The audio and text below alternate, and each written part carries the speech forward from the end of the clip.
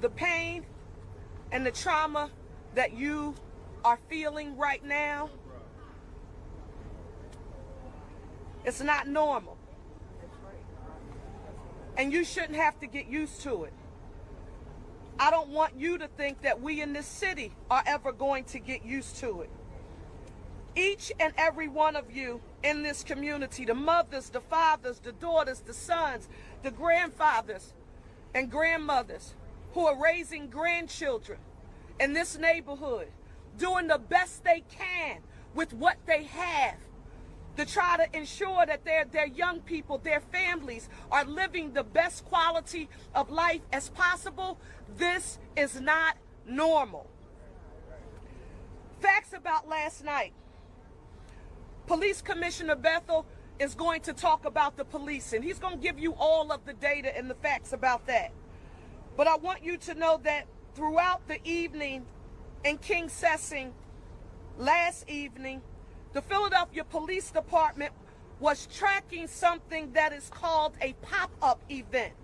And it was moving from location to location, even in different neighborhoods. Now, a pop-up event, and this is important for parents to know and to understand. A pop-up event is an event that is advertised on social media. It's usually a music event where people see an ad on something like Instagram, and it tells them where to go.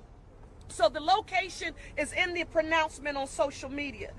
Also last night, the Philadelphia Police Department officers were also dispersing at least one large crowd of juveniles at one point in the evening from a location that was near 60th and King Sessing. At approximately 11:30 p.m., an officer on patrol discovered that there was an individual who was lying on the highway in King Sessing near Southbridge Street. That individual is no longer with us.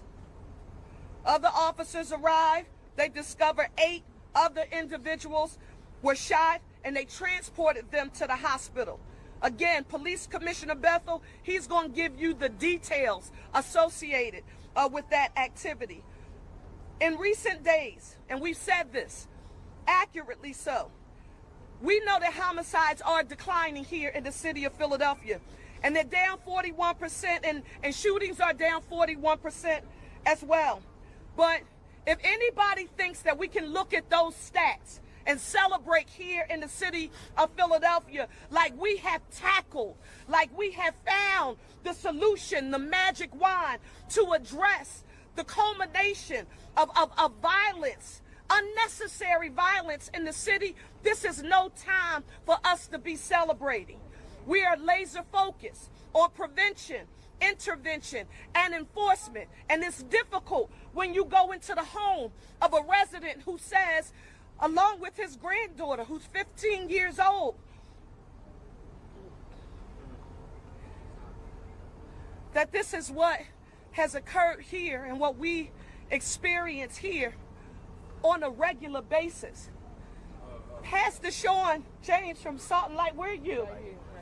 Pastor James and Pastor Terry Donald, I'm thinking the Christian Compassion family.